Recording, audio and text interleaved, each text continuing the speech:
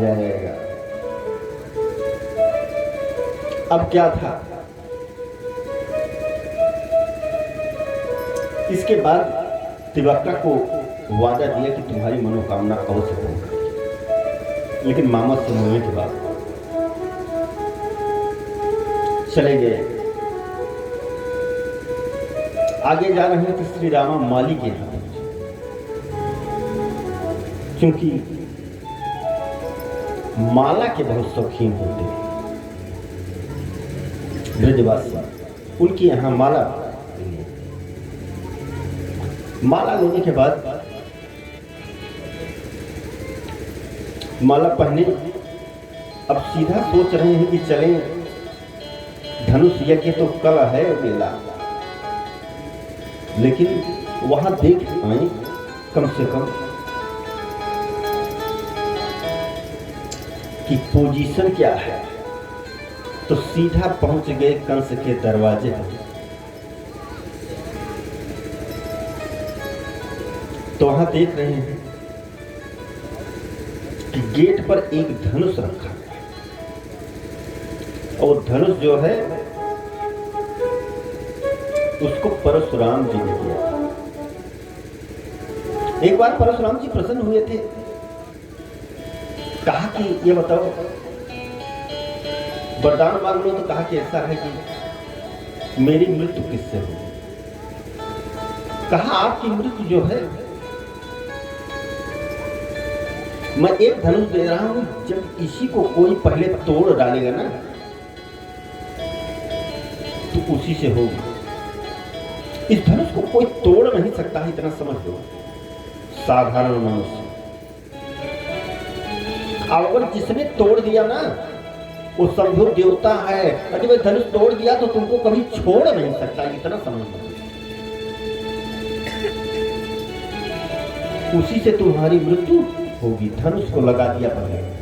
परशुराम जी क्या करते, ये कंस क्या करता था कि धनुष को बहुत सुरक्षित रखता था।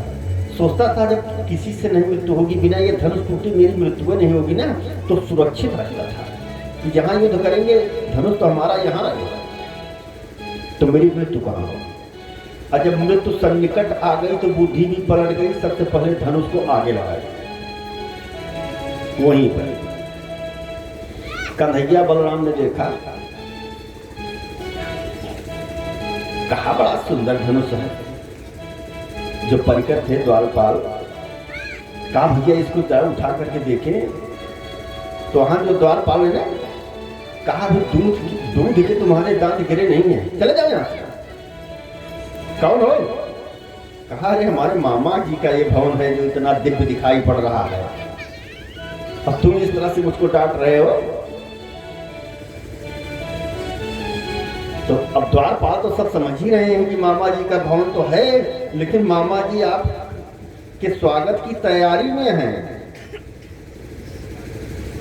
तो कहा कि चले जाओ, अगर नहीं जाते हो ना तो खींच करके भगाऊंगा। कन्हैया ने उठाया धनुष दौड़ते हुए और तोड़ दिया। इतना तेज आवाज हुई कि उस आवाज को कंस जैसे सुना, अपने सिंहासन से गिरते गिरते बच गया। भय हो गया, धनुष टूट गया, तो मेरी मृत्यु निश्चित है,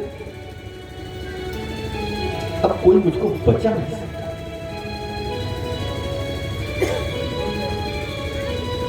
और जब द्वारपाल मारने के लिए दौड़े ना, तो बलदाऊ भैया ने कहा एक धनुष का टुकड़ा हमका तो बताइए, हमको दीजिए। तो एक बलराम भैया और एक कृष्ण लेकर के धनुष के टुकड़े से जितने द्वार पर थे उनकी सेना के सैनिक सबको मार भगाया, और मार भगाने के बाद सीधा अब बाबा के पास आ जाते, नंद बाबा के पास। नंद बाबा के पास आ गए,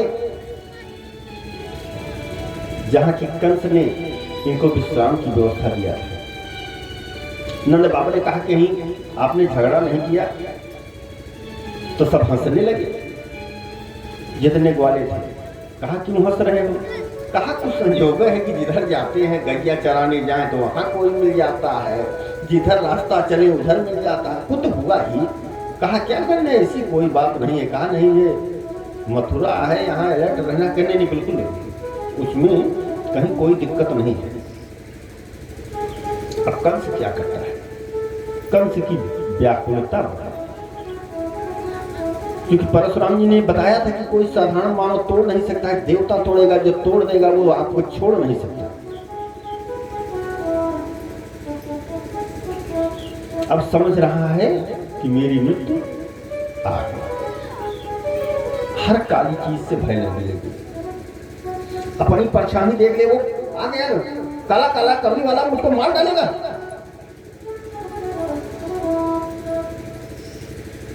भोजन करने नहीं उठता, जबरदस्ती ले जाते हैं, दाल में अगर जीरा दे के लेता है ना, कहते मार डालेगा हमको।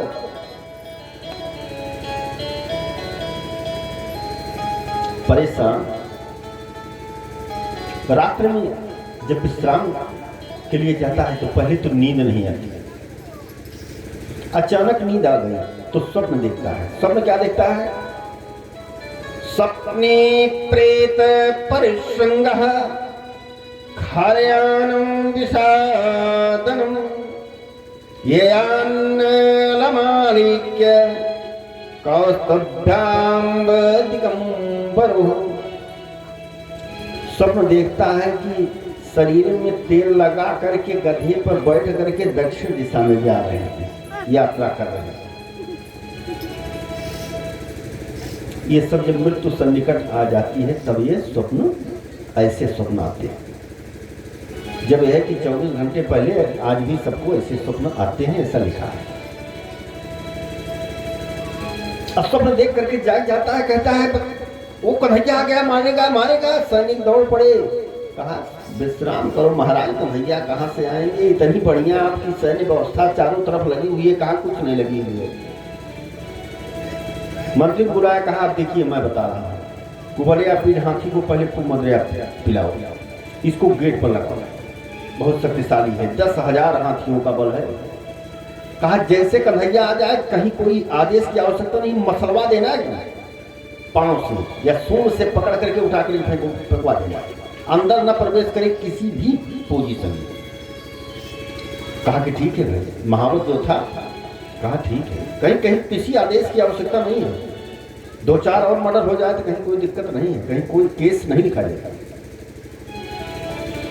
सैनिकों को कहा कि अगर कदाचित कुबलिया पीठ से तो बचेगा नहीं, अगर अंदर प्रवेश किया ना तो तुम लोग मारना प्रारंभ करो।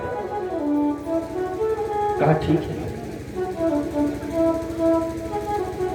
पूरी सैन्य व्यवस्था अपने आप लगा दिया अपने हिसाब से। सैन्य व्यवस्था लगाने के बाद सैन्य व्यवस्था तो लग गई।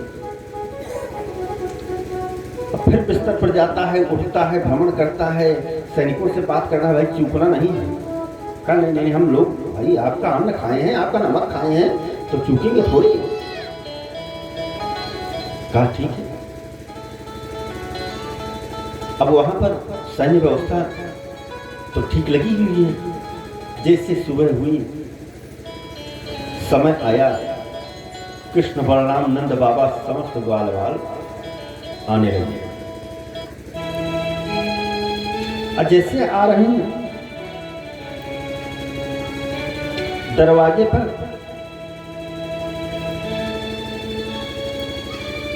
पर जैसे पहुंच रहे हैं, देख रहे हैं कुबलिया पीठ हाथी। और जैसे देखा महावत ने ना कि वो कन्हैया आ गया, सीधा हाथी को दौड़ा दिया। अब कन्हैया क्या करते हैं कि उसके बीच से निकल करके पीछे पहुंचते हैं और हाथी की पूंछ को पकड़ा और घुमा दिया। 3 बार घुमाने के बाद आकाश में उठा करके दे मारा, गोविंदाय नमो नमः। उसका भी उठा, हाथी गिरा 25 धनुष दूरी पर। कन्हैया ने फेंका, एक धनुष की लंबाई 4 हाथ यानी 25 चौका 100 हाथ दूर पर गया। उसका भी उद्धार हुआ। और जैसे उसका उद्धार हुआ, पहलवान भी उसी पर बैठा था, उसका भी उद्धार हुआ। जा करके सैनिक भगे और कन्हैया को जा करके सैनिक भग करके कंस को सूचना दी कहते हैं महाराज जी,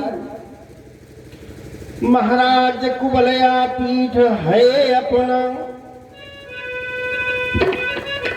महाराज कुबलया पीठ है अपना, है दांत उघार के संघारा, है दांत उघार के संघारा, है दांत उघार के संघारा।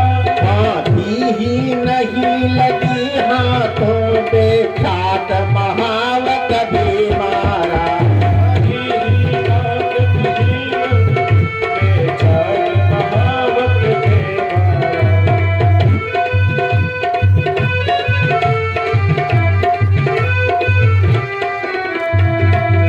फिर उसी दांत के आयुध से हमको आहत कर डाला है, हमको आहत कर डाला है, हमको आहत कर डाला है।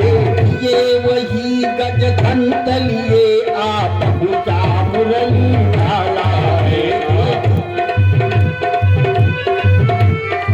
पूजा मुरली डाला है।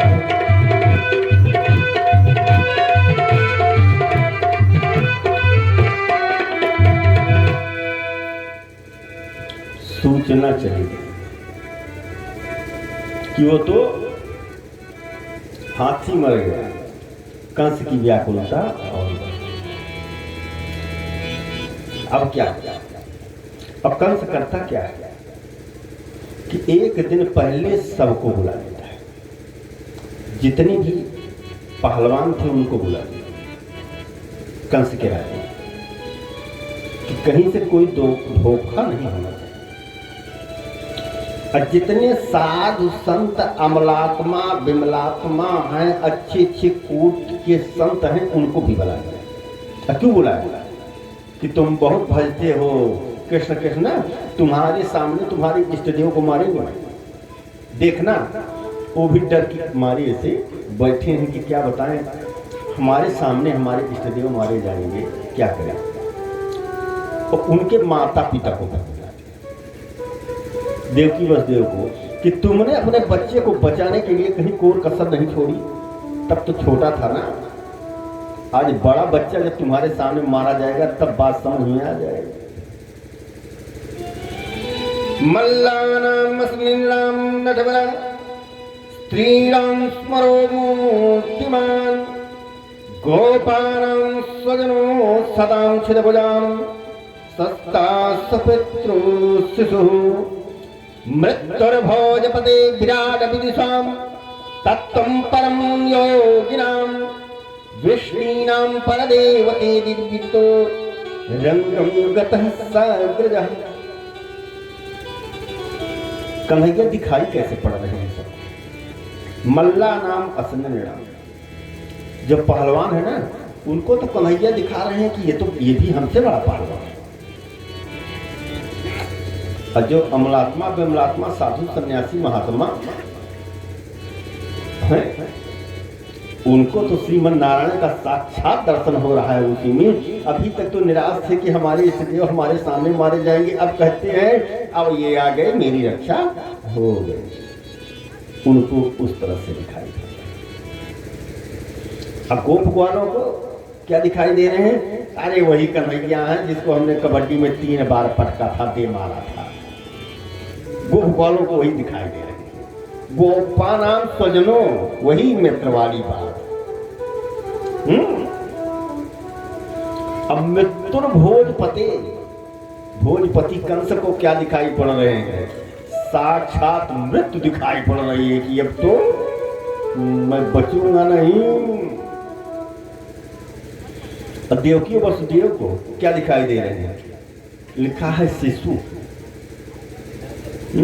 इतने दिन के बाद भी सुखदेव स्वामी इस मंगलमयी कथा को राजा परीक्षित को श्रवण करा रहे हैं। कह रहे हैं कोई शिशु, छोटा बच्चा। आपस में चर्चा कर रहे हैं, वैसे तो है जैसे सूपा में ले गए थे वहां नंद बाबा के यहाँ, वैसे तो है। वो डर रहे हैं, इसलिए शिशु दिखाई पड़ रहे हैं, उनको नहीं पहलवान दिखाई पड़ रहे हैं। अब सोच रहे हैं कि क्या बताएं, तो मार डालेगा कंस पापी जो है, मार डालेगा। उनको शिशु दिखाई पड़ा कि जाकी रही भावना जैसी, अब प्रभु मूरत देखी तिन तैसी। जैसी जिसकी भावना थी ना, उसी तरह से प्रभु की मूर्ति उनको दिखाई। अब कन्हैया और बलराम, नंद बाबा, ग्वाल बाल सब प्रवेश किए अंदर। और अंदर जैसे प्रवेश कर रहे हैं, जितने सैनिक हैं एक साथ प्रहार कर रहे हैं। अब कन्हैया और बलराम औजार क्या लिए हैं मार करने के लिए। बलराम ने कहा भैया कुछ मिलेगा नहीं, यहाँ नहीं, यही हाथी का एक दांत तुम पकड़ो, ये खम पकड़ लिए, वही हाथी का दांत लिए हुए और भयानक लग रहे हैं, कंधे पर रख करके जा रहे हैं। और जितने सिपाही वार कर रहे हैं उसी के हाथी के दांत से सबको मारते हुए पहुंच गए अखाड़े में जहां था। और वहां कंस ने घोषणा किया चारों मुष्टिक के साथ युद्ध होने के लिए। नंद बाबा ने कहा आपने निमंत्रण दिया था, अब युद्ध करने की बात नहीं है। ग्वाल बालों ने कहा बाबा आप शांत रहिए, आपसे मतलब नहीं है।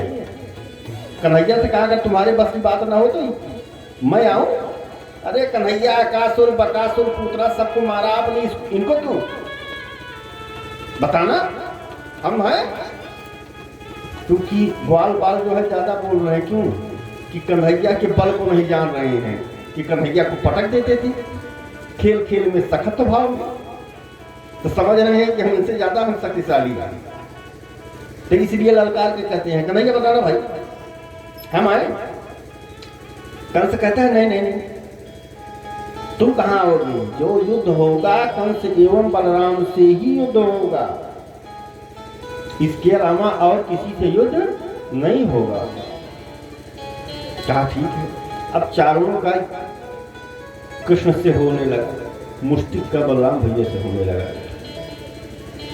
घनघोर युद्ध होने लगा। अब बाल बाल करें कन्हैया इतना देर क्यों लग रही है, लगाओ बढ़िया दांव पटक दो।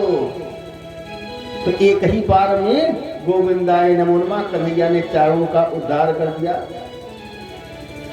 अब मुष्टिक का जो है उद्धार कर दिया बलराम भैया ने।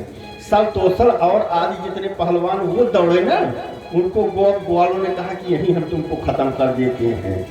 कुछ गोप ग्वालों ने खत्म कर दिया, कुछ खत्म कर दिया कन्हैया बलराम ने। अब कन्हैया जो है पहुंच गए मामा जी के पास। अब मामा जी के पास जैसे पहुंचे ऐसे बाल पकड़ लिया, कहा मामा जी कुछ याद है तूने मेरी जननी की, कुछ याद है तूने मेरी जननी की, तूने क्या दशा बनाई रे, तूने क्या दशा बनाई थी, तूने क्या दशा बनाई थी। खींचा था रथ से बाल पकड़ फिर उस पर खंड उठाई थी, खींचा था बाल पकड़ उसको गिराई। उन्हीं बालों का बदला लेने आया है बाल देवकी का, आया है बाल देवकी का, आया है बाल देवकी का। तब तो नभवारी थी लेकिन अब अष्टम लाल देवकी का, अष्टम लाल देवकी का।